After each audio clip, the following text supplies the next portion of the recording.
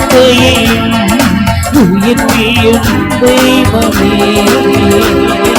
உழந்து போன எங்கள் ஜெப வாழ்க்கை குறைந்து போயிருக்கிறது ஆண்டவரே.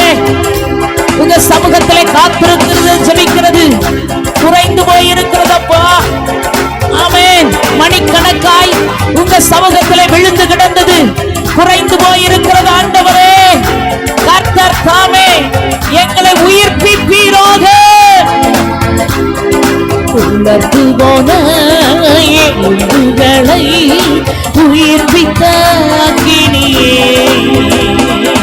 உலர்ந்து போன எலும்புகளை உயிர்ப்பித்த அக்கினியே.